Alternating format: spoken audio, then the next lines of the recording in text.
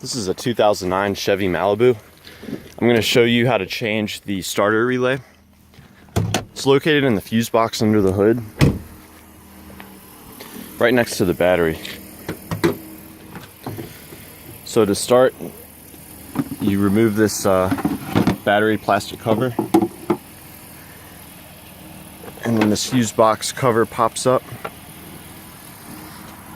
And if you read this diagram, it's relay 31, which is the starter relay, which is this one right here. It's a 4-pin relay. I have a new relay here from AutoZone.